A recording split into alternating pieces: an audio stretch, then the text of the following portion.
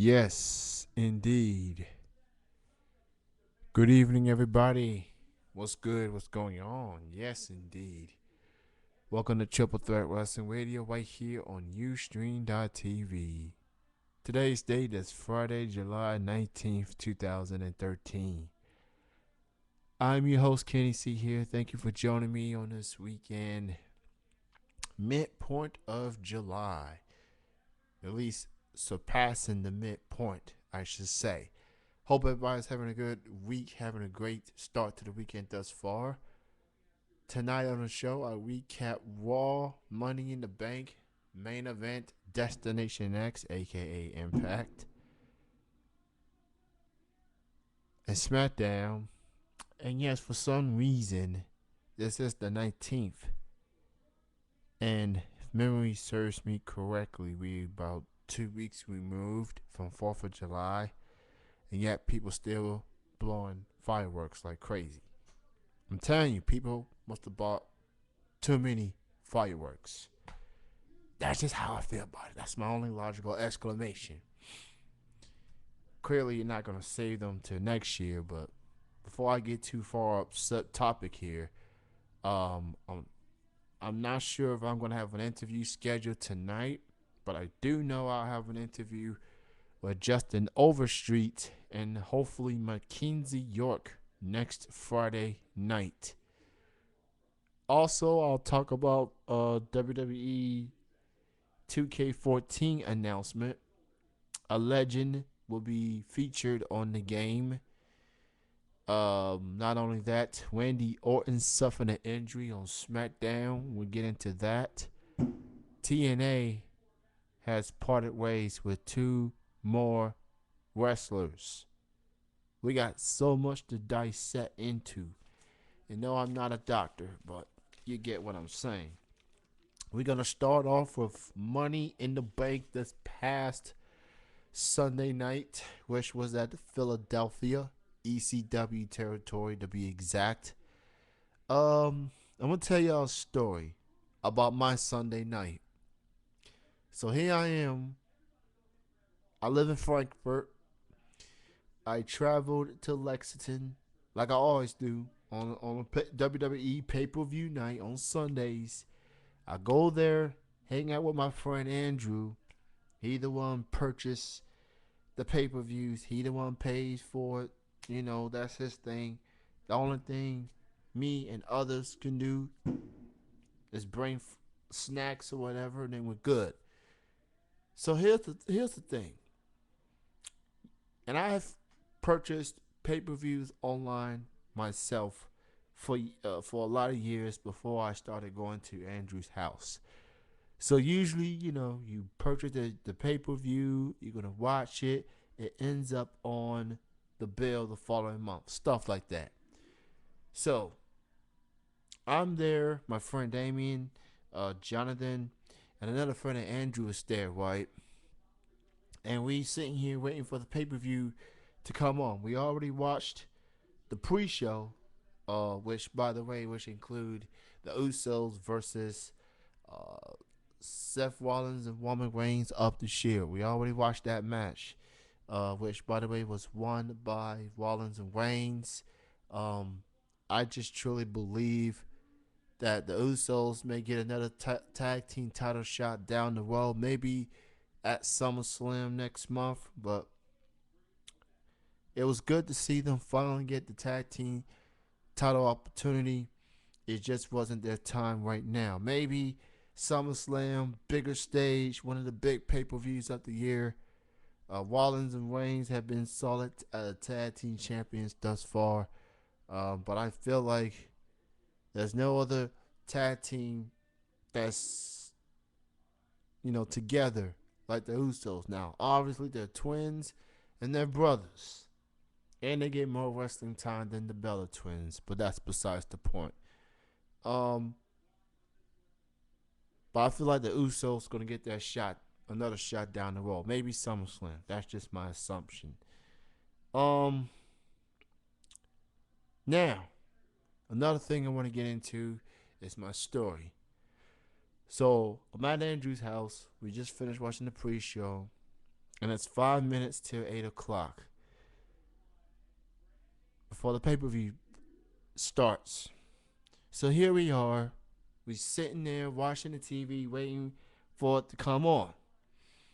Then 5, 10, 15, 20, 25 minutes later, well, actually 5 minutes after the pay-per-view have already started, you still see a blank black screen. Now, we check the channel. Now, Andrew, this is his grandma's house that we are at, and he and his grandma has Time Warner Cable. Let's just say it was a blank screen, and they tried to call the company to see what's going on. They were unable to get through representatives. Now, I lived in Lexington before, so I do know there was Time Warner Cable and there was Insight. Well, Time Warner brought Insight, so that's their competition. It's kind of like WWE buying WCW and ECW. Their names, their brand, their copyrights, trademarking, that's our Time Warner Cable. So, Andrew's grandma calls, unable to get a representative.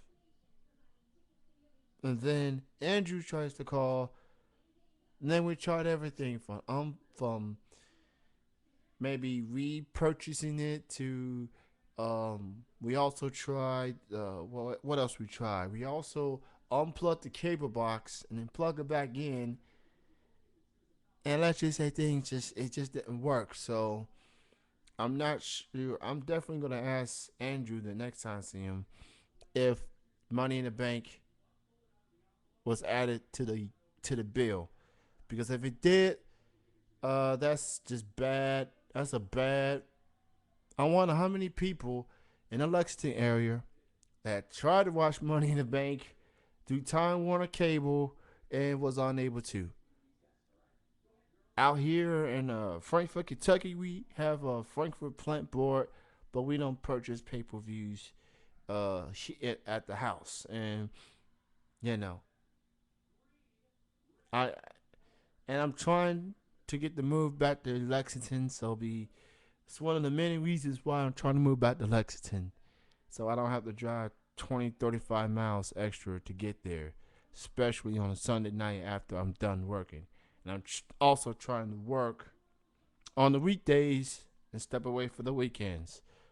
It's a lot of hard work, but from my understanding, Andrew and his grandma will switch from cable to dish. I'm not sure if they're gonna do it in time for SummerSlam or not, but I'm sure they're thinking about it. So this has never happened to Andrew and his grandma before. Look, I've been in his house for 2 to 3 years, watching every single WWE pay-per-view, and usually it works fine. We watch the pay-per-view, no skipping, no issues whatsoever. But about an hour and a half in, we just decided we just gonna goof around, crack jokes. We just had each other's company, and we ended up having to watch it online. So, not much we can do, man. It was hard. So, we did manage to see probably the last 2-3 matches of the whole evening. So, and it is what it is, I guess. So I'm just gonna quickly run through Money in the Bank recap here. Like I already mentioned, Reigns and Rollins defeated Usos on the kickoff. Ryback goes on to defeat Chris Jericho. AJ defeats Caitlyn to retain the Divas Championship. Curtis Axel defeated The Miz to retain the Intercontinental title. Roberto Del Rio goes on to defeat Dolph Ziggler by disqualification due to the interference of AJ when he hits Del Rio in the head with the Divas Championship, which, by the way, as of this week, the WWE Divas Championship has turned 5 years old. Happy 5 year to the youngest current championship in WWE history.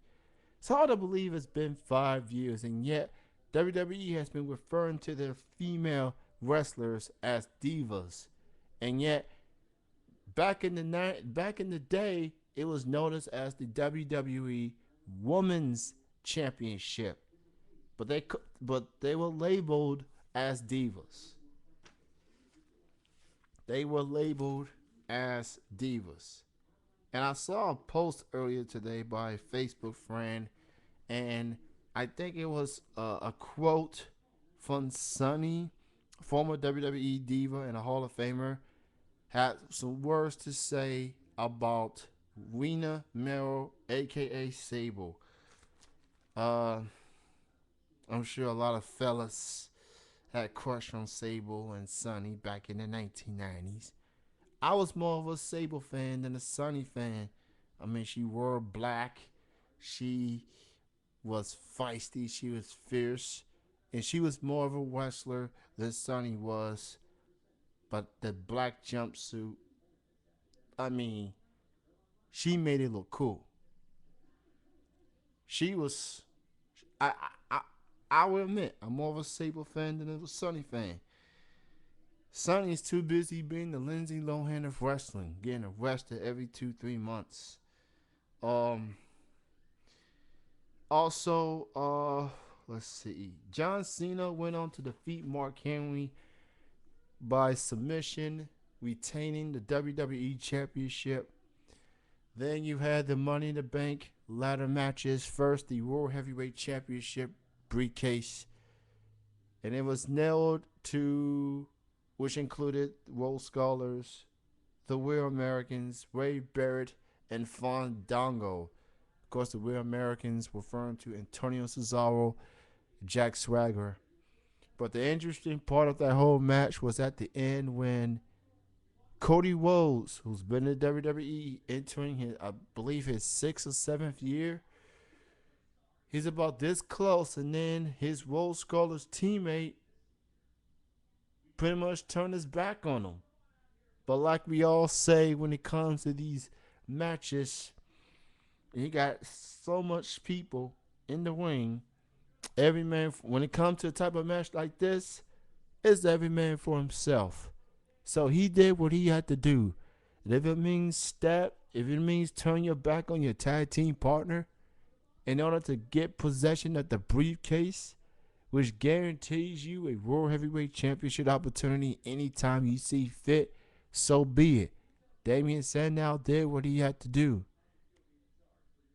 Now, currently, the World Heavyweight Champion is Alberto Del Rio, and he's been on both ends of the briefcase.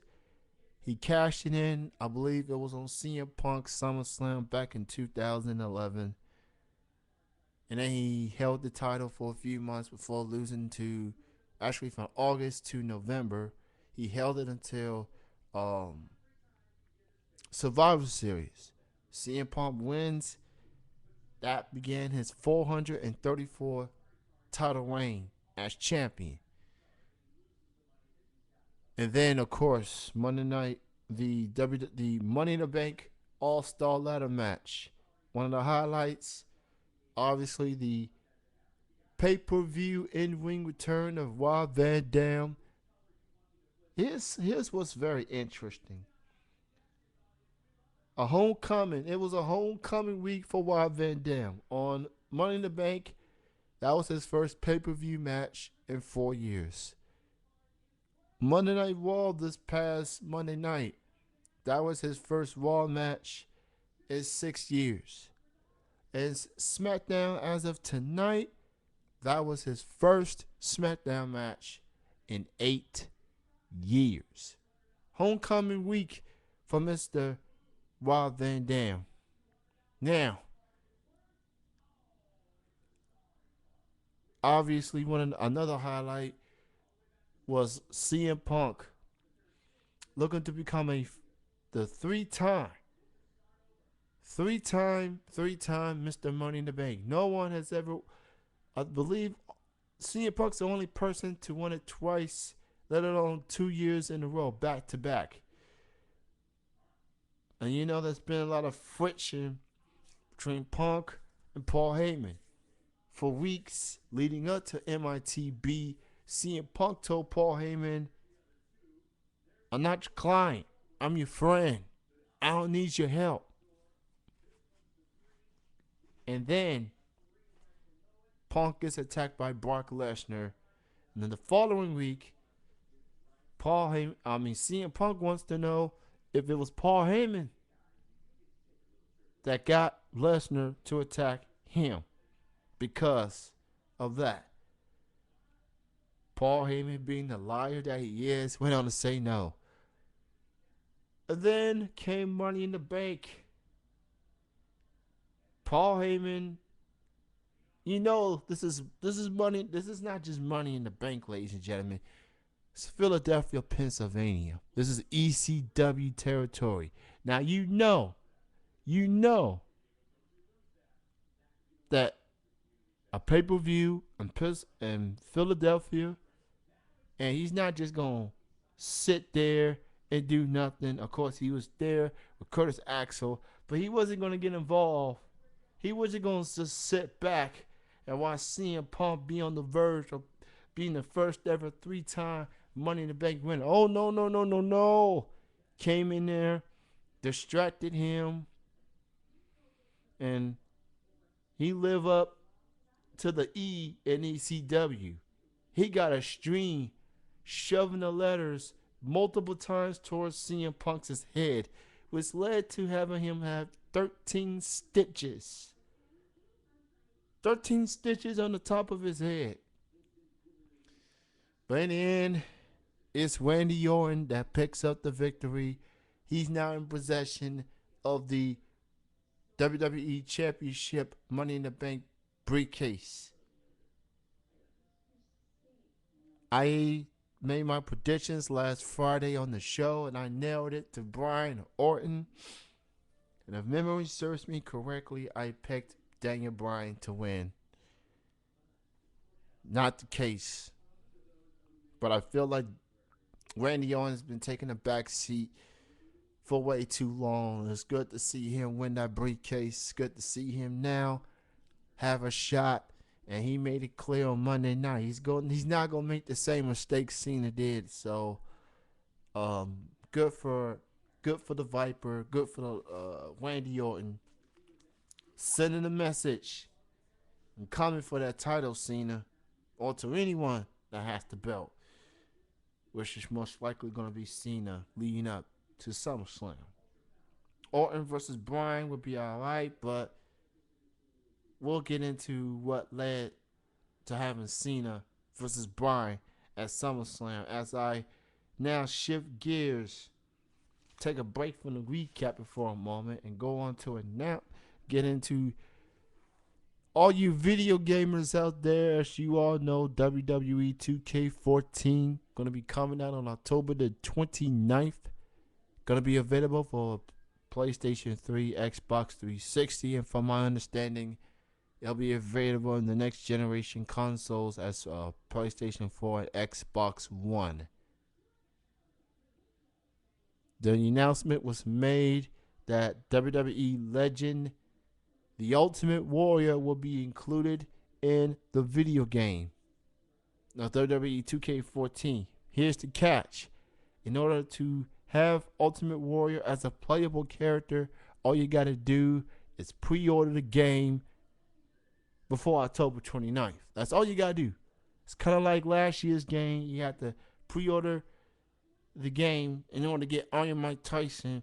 And that game focused on the Attitude Era. Of course, Mike Tyson is part of that Attitude Era, celebrity-wise.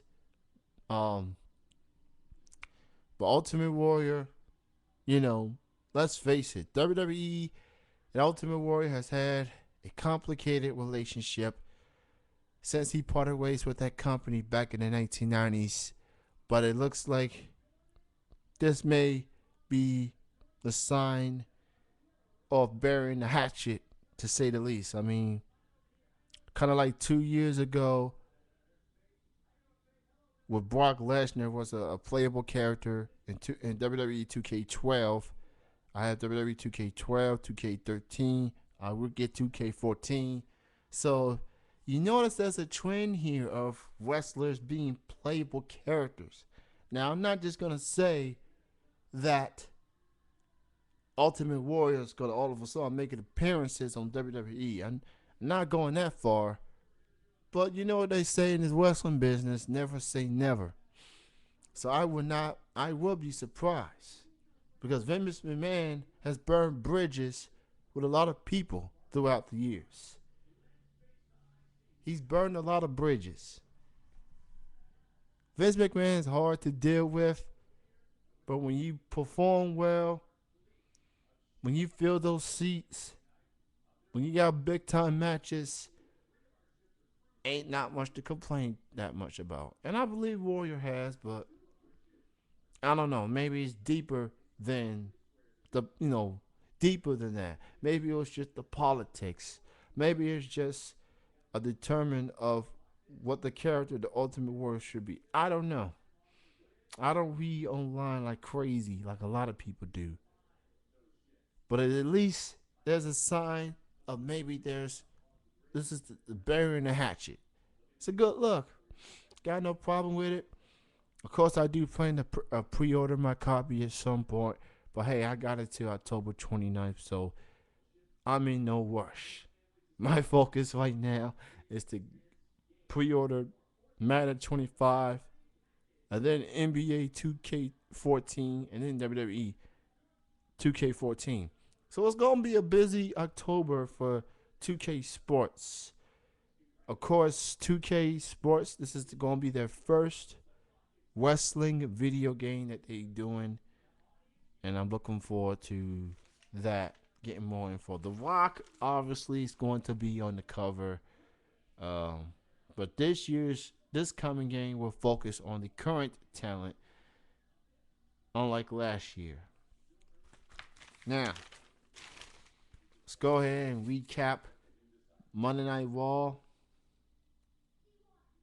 The Brad Maddox era began.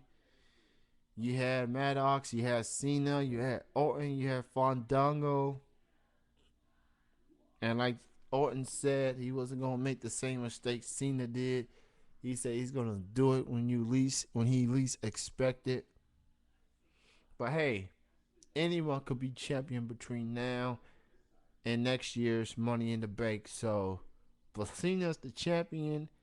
And don't worry about who could be the next champion. Focus on who's the current champion right now, and just focus on every single match he has. And keep an eye on whether he's going to be able, if he can mentally, physically compete. Because that's been the main thing. Del Rio versus Ziggler. Before I get into that, obviously, friction has now come into full effect between AJ and Dolph Ziggler. AJ tried to apologize, tried to let bygones, trying to get Dolph Ziggler to, let bygones be bygones.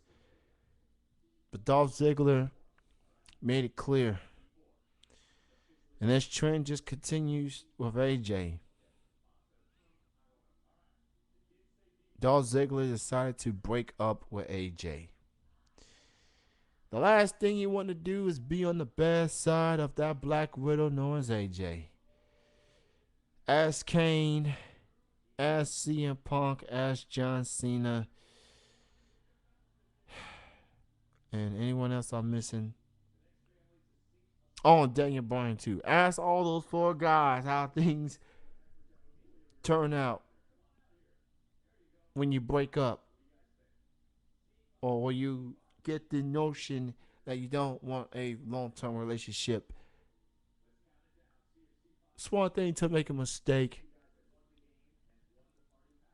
But it was too obvious when AJ hit Del Rio. AJ is crazy, but she ain't dumb. She knew exactly what she was doing. Hits Del Rio in the head, knowing that the only way Ziggler could win is by a DQ. You can't win by a DQ. You only win or a count out. You can only win by pinfall or submission. How ironic. Extreme Rules was the last pay-per-view before Money in the Bank. Dolph Ziggler was a champion. AJ was not, leading up to that pay-per-view. Times have changed. So there was a rematch. It was a non-title match between Del Rio and Ziggler. All of a sudden, the best Southern rings, and it was AJ that rang the bell. So Ziggler got distracted for a split second, led to a kick to the head, and for the second time in 24 hours, Del Rio defeats Dolph Ziggler. And then AJ continued to take more frustration. And then, as the war of words continued between the former power couple, out comes the odd person, Biggie Langston. He went on to attack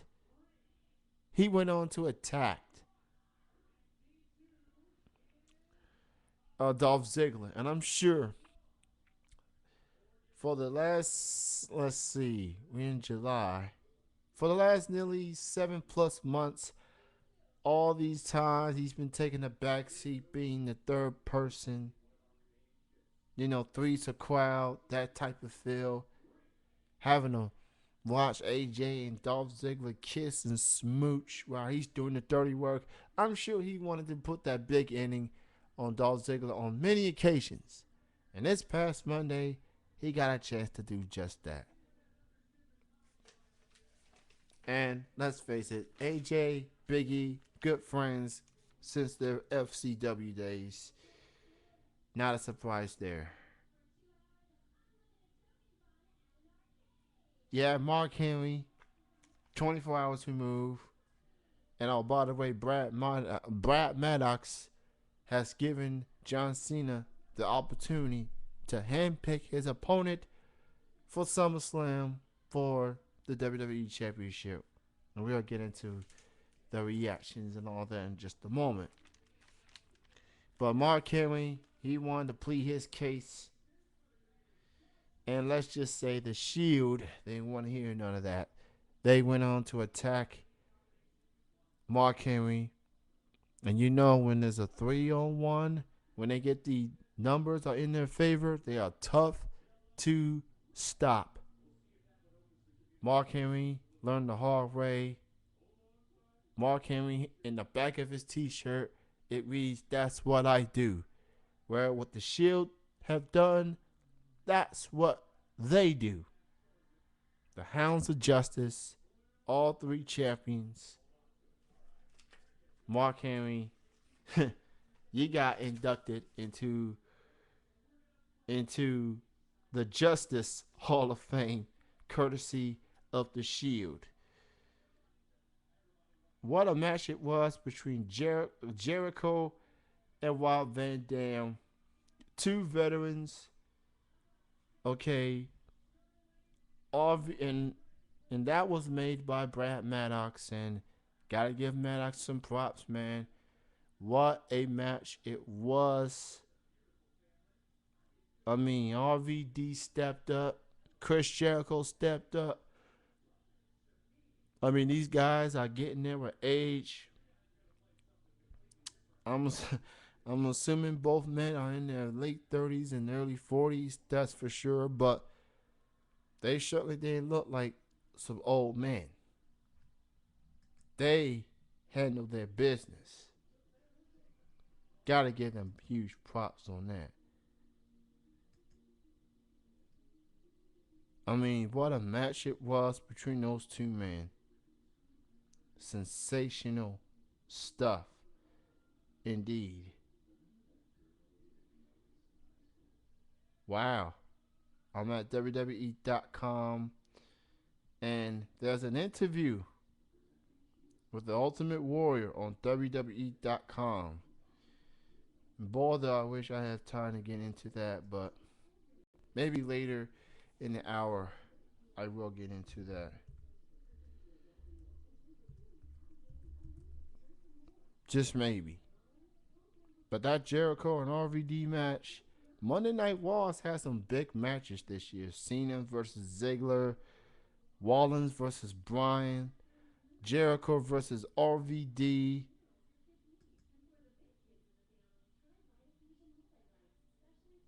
The list goes on and on. But it was a sensational match. And I believe RVD went on to win that match.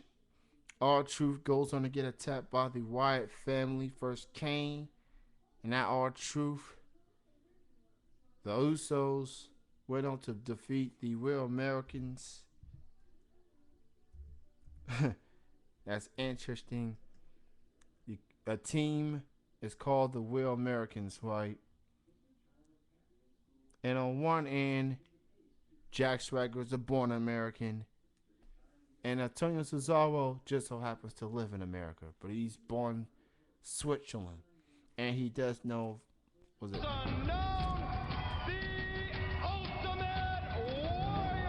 Oh, sorry about that. I was trying to look into the Ultimate Warrior page. I was trying to look into that page, and it led to a video.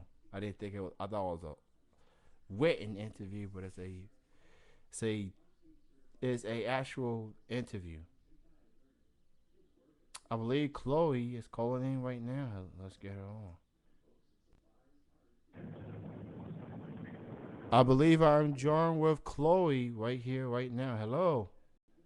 Hi. How you doing? I'm doing pretty good. How are you? I'm doing real good, and thank you for joining me this evening on Triple Threat Wrestling Radio. That's awesome.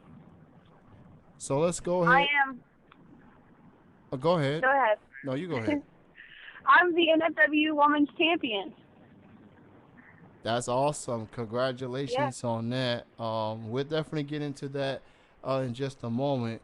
But let's rewind real quick. How did your wrestling career got started? I started in wrestling whenever I was 18. I've always wanted to be a wrestler ever since I was 5 years old, and I grew up watching wrestlers at the Evansville Coliseum here in Evansville, and I became friends with Johnny Richards. He trained me. He helped me become what I am today, and that's how it started. And I'm excited to be where I'm at. I've wrestled in Tennessee, Illinois. I've wrestled all over Tennessee, but wrestling is my life. It runs in my blood. Who were your favorite wrestlers growing up? Who were the wrestlers that made you want to become a wrestler? I grew up watching wrestlers like Trish Stratus and Lita. I look up to those two a lot. And some of the older ones, like I like Randy Savage and Hulk Hogan and Owen Hart, Bret Hart, Shawn Michaels. I look up to those guys a lot, and I watch a lot of their moves, and I take a lot of stuff and learn a lot of stuff from them. Do you remember the first wrestling match that you had? And if so, who was your opponent? And what company did you work for? I worked for NFW, and I do remember my first match. It was August 11th, 2012. And I wrestled JP Lightning and Scarlet Rose, and my tag team partner was Johnny Richards. Going into that match particular, knowing that it's your first match, of all the hard work and the training that you have done leading up to the match, did you get any sign of nervous? Were there any butterflies leading up to that match?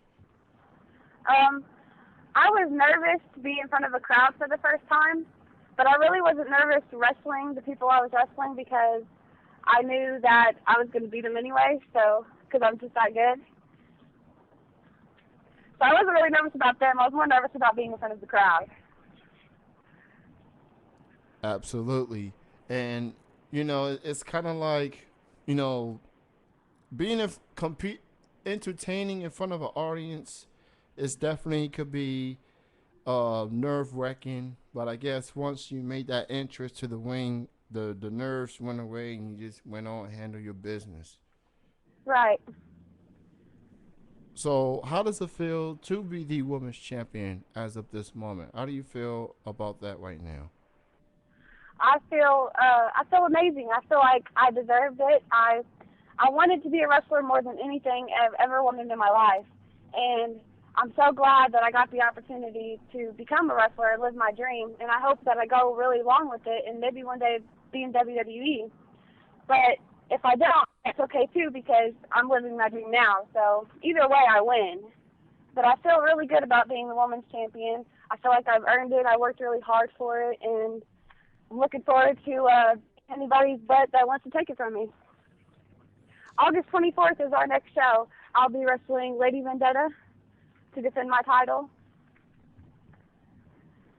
That's awesome. So, let me ask you this: now that you are the champion, you know, being a champion means you're the target. You're the every female that's in the company. They want what you already have. I mean, how do you feel about being, the hunted now that you have the title? Like, you will you obviously you're willing to take all comers, but how does it feel? You're the target. You're whatever you want. What everybody has. I feel privileged, and I feel like I've earned it. So I feel like I've accomplished my goal. And once I beat everyone and show everyone that nobody's going to take it from me, nobody will try to. Nobody will win it anymore because they'll know that Chloe's going to beat us up if we try to take it. You mentioned moments ago that you would like to be in the WWE one day. What are some other goals that you would like to accomplish? I would like to. My goals for right now are pretty much short-term goals. Like I don't really have any long-term goals in wrestling. Pretty much just living the dream now and liking what I'm doing, where I'm wrestling at, and I like the people I work with. Couldn't ask for better group of guys to work with. Um, well, I want to get my Kentucky license and wrestle in Kentucky, and I hope to get my license in other places and wrestle other places. That's awesome. I hope you do get that Kentucky license so I can actually see you wrestle in person one day. That would definitely be awesome. Yeah, that would be awesome. So, what do you like the most of being a wrestler? Do you like the traveling? Do you like interacting with the fans? Do you like hanging with your fellow wrestlers in the locker room? What do you like the most of being a wrestler? If you ask me what I like the least, I'd probably be a shorter list. I don't really, there's nothing that I don't like about wrestling. You know, of course I don't like the drama or whatever that comes with it, but that's besides the point. Whenever I hit the ring, all that stuff leaves and, it's just me and I'm in my moment and I love wrestling. I love everything about it. All the guys that are in the locker room with me, they're awesome. They help me out a lot. They give me advice. Um, I couldn't ask for anything better. I love working for NFW. They're good people. In addition to the match you have coming up with Lady Vendetta, do you have like any other upcoming shows you have in the works? I'm sorry, what? Like in addition to the match you have with Lady Vendetta, do you have any other upcoming shows? Upcoming Yes, I do. appearances? Before I wrestle Lady Vendetta August 24th, I'm also wrestling in Boonville, Indiana, August 6th at National Night Out. Me and Johnny Richards will also be there, and a few others like T-Bolt, Canadian Kid, Scotty Wolf, a few other guys that wrestle for NFW as well. Who are some wrestlers out there, whether it's male or female, that you haven't had a chance to work with, but would like to be in the ring with someday? Well, I would like to wrestle Sarah Del Rey one day, and Daisy Hayes. I look up to those two a lot. I really would like to wrestle Lita Ortiz. Um, I look up to tough girls, the bigger girls, because I'm small, and a lot of people don't think that I can do a whole lot because I'm small. But when I get in the ring, they see a lot different. They see that my size doesn't hold me back too much. You know, that's a absolutely good point, which kind of leads to my next question. You being in the ring and competing, do you get the feeling that maybe your opponents underestimate you because of your size? Yes, I feel like not only do my opponents, but I feel like the fans do, the boys in the back, and then when they see me wrestle and I come back there, they have a whole new found of respect for me because they see that I can work just because I'm little. That doesn't mean anything. I don't let that hold me back at all. It definitely must feel good to prove people wrong. I mean, whether you're a wrestler, whether you're any form of entertainer, and when people say you can't do it, but you go out there night in, night out, and you compete to the best of your ability. How does it feel, time and time again when you do entertain the crowd and everything, and you prove people wrong? How does that feeling? I feel really good because whenever I was younger and people would ask me what I wanted to be when I got older, and I would always tell them I wanted to be a wrestler, and they would just laugh and and talk about how wrestling was fake and all this stuff, and it used to make me so mad. But and then once those people were in the crowd watching me wrestle in the ring, I got to look at them and smile and be like, "Look at me! I'm doing what I told you I was gonna do 5 years ago." So it makes me feel pretty good. I get it's a little sweet revenge. I don't ever rub it in anybody's face, but I do. I do. Told you so. For anyone, that's not a wrestling fan or just don't like wrestling in general that want to say such blasphemous things, all they got to do is be in the ring with a wrestler like yourself, maybe a good 5 minutes, make you roughen them up a bit, body slam or chop or DDT, and we'll see if they still feel the way that they feel. I mean, that's Yeah. it's got an atheist feel to it, non-believers or whatever. But I that's a whole nother issue here and there. Um, Yeah. so um, for people that wants to get in touch with you, social media wise, you have a Facebook or Twitter or any other links people need to know. I do have a Facebook. It's under Kayla Smith. But that's the only social media thing that I have. I don't have a Twitter. Uh, that's cool. So everybody check her out under the name Kayla Smith on Facebook. Uh, Chloe, it was great talking to you. Again, congrats on being the women's champion. Best of success goes out to you. And I also want to thank you for being on the show this evening. Thank you for your time. Well, thank you for having me. You have a good night. All right, you too. All right, bye bye. That was Chloe joining me here on Triple Threat Wrestling Radio. She's a no nonsense woman, and I like it. I really, really like it.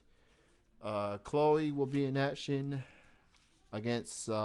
She's gonna be in a couple of shows coming up, so make sure you check her out if you are in the Indiana area.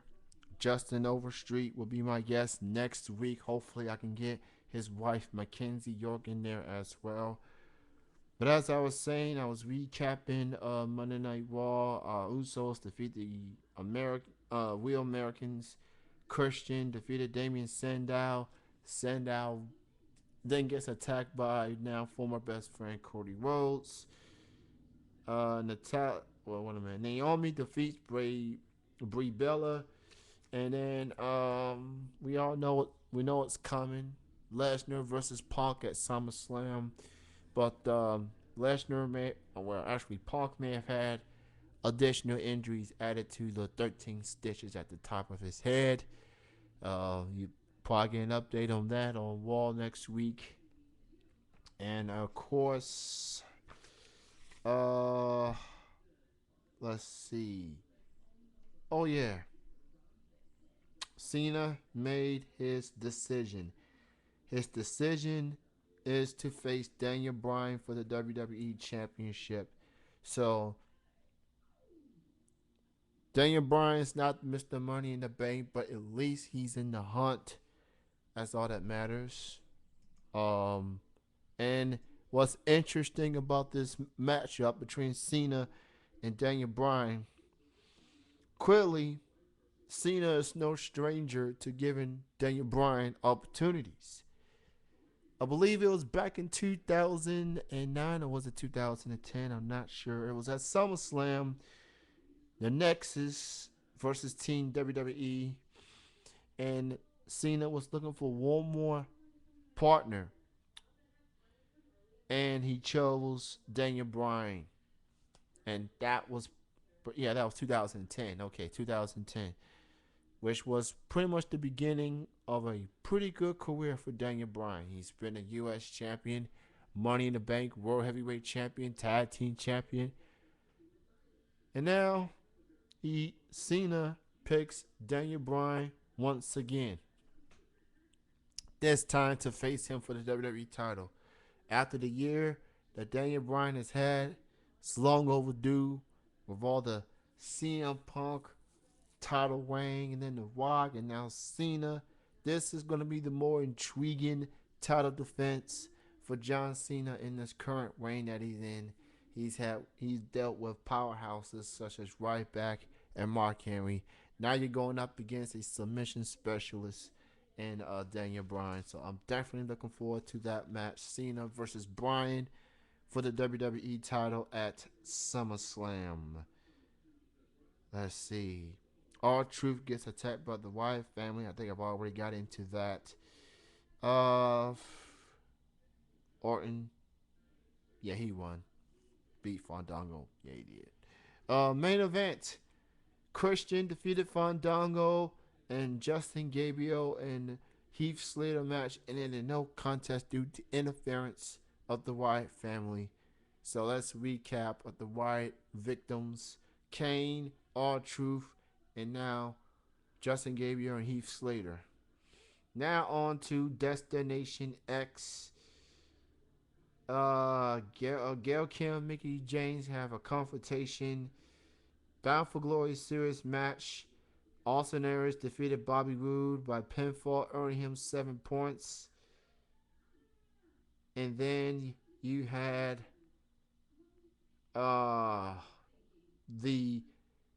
with Chris Sabin now vacating the X Division champion, a new champion to be crowned on the following week on Impact Wrestling.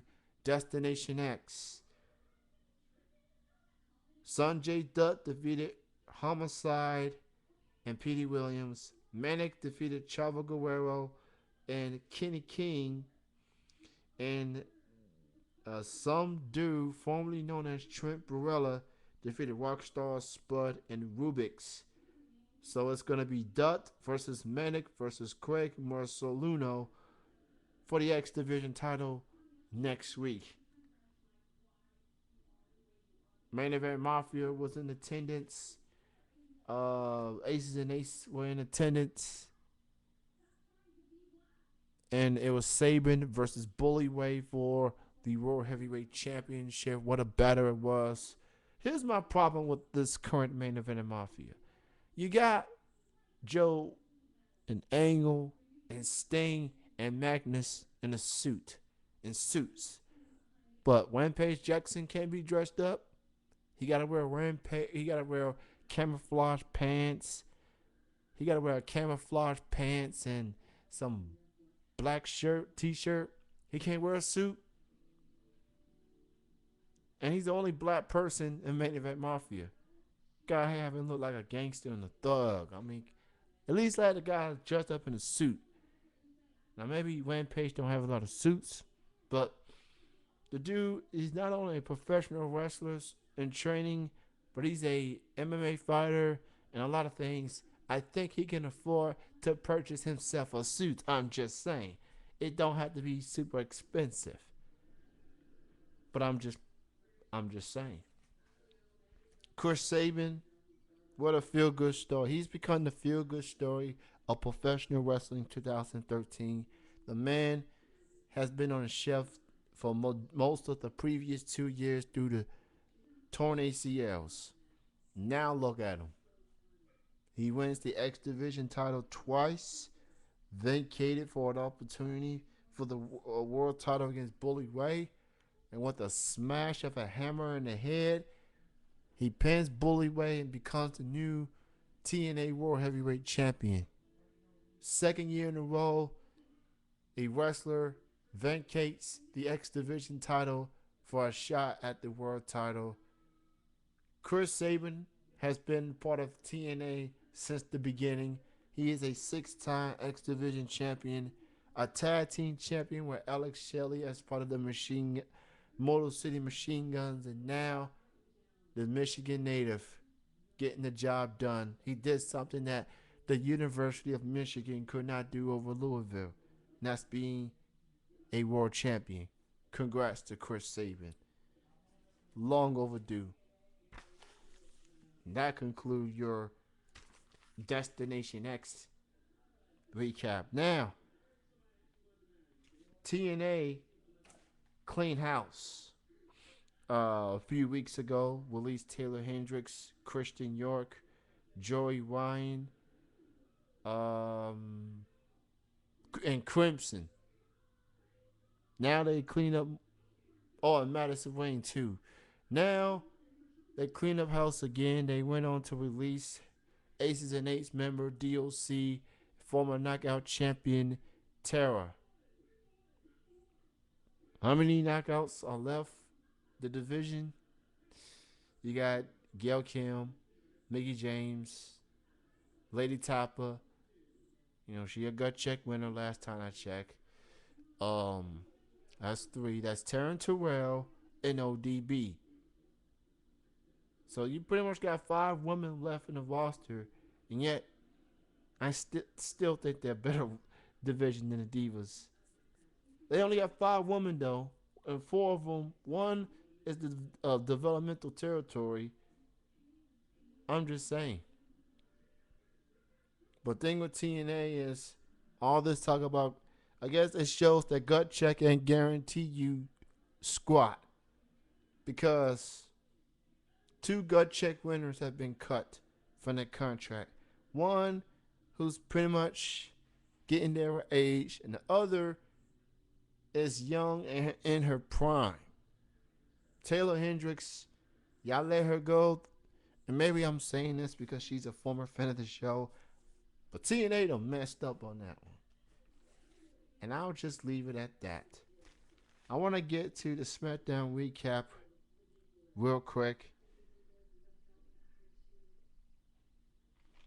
Teddy Long kicks off SmackDown, and he feels, Vince McMahon's going to come out, make a job evaluation, make him the permanent general manager. Now, Booker T's been out due to injury, and I find that odd considering he's not a full-time wrestler anymore. But he's been on the injury shelf. Now he's back, thinking he's going to get his job back. Vince McMahon comes out, announce, and then, they're saying what type of matches you going to make to convince me. He says, Teddy Long says he going to make Jericho versus Axel for the Intercontinental title. And then, get a load of this. Booker T says, I'll give you Del Rio versus Orton. And then Brad Maddox, who's already the general manager of Raw, he wants to be general manager of SmackDown too. He wants the whole cake and eat it too, pretty much. He makes the match, making the SmackDown in-ring return of our Rob Van Dam. Crazy. That's crazy. Vince McMahon makes the announcement, and he announced that the new general manager of SmackDown ends up being Vicky Guerrero. So Booker T comes back for nothing, and Teddy Long fill in for Booker T for nothing. You see what they do to the black people? Kick them to the curb for a white woman. And I'm just saying that sarcastically. But look, Teddy Long, he's been general manager in and out, on and off. Booker T, if you're gonna let go of Booker T as a general manager, put him back on the announcer booth. Put him there with Cole and JBL. I don't want Booker T back on commentary, damn it. Let's make that happen. Now that we got that out the way, here's your recap. Axel defeated Jericho. Ryback attacks Jericho. And now a segue to Jericho tweet on July 17th, which was 2 days ago. So long to WWE for now. 2013 was one of my favorite in-ring years ever. Thanks for always sticking with Y2J and see you on the road soon with Fozzy. So Chris Jericho is taking a hiatus. Now he said so long to WWE for now.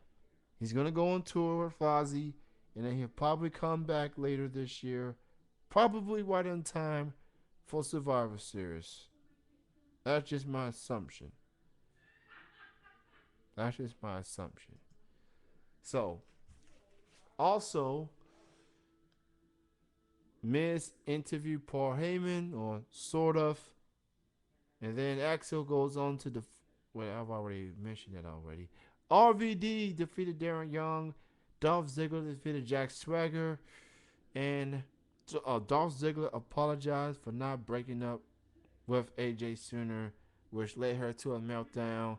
Biggie kiss AJ on the forehead. Daniel Bryan, the number one contender, goes on to defeat Wade Barrett. Sandow wanted to make amends with Cody Rhodes. And the only way to do that was to give him a role of holding the briefcase. Cody Rhodes didn't want no part of that whatsoever. So he attacked him again, which as of this moment, Cody Rhodes, as of Monday, he's a babyface. Main event, Orton versus Del Rio.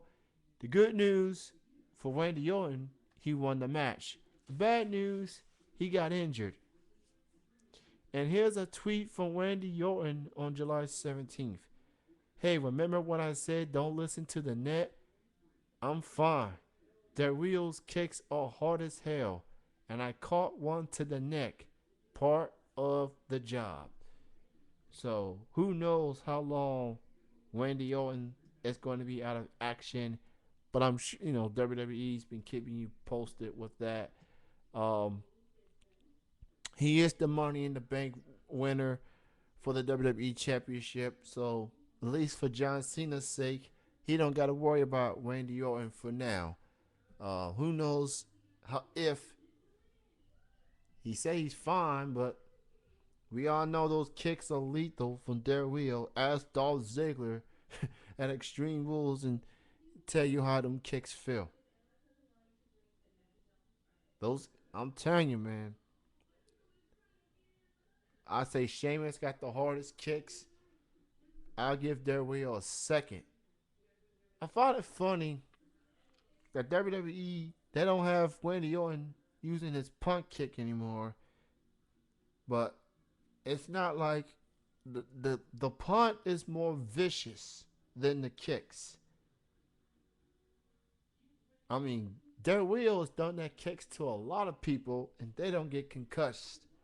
Every time when Orton does a kick to someone, there's a concussion waiting to happen. I'm just saying. Before I get on out of here, I want to thank Chloe for calling in. Thank you all for listening. Don't forget, Chilling with Jeff and Kenny C is tomorrow night at 8 p.m. Eastern, 5 p.m. Pacific on tmvcafe.com. Next week on the show, I'll recap Raw, Main Event, Impact, and SmackDown. Thank you, everyone, for tuning in. You all have a good night. Have a great weekend. See you next Friday night right here on Triple Threat Wrestling Radio. Again, Kenny C, and I'm out.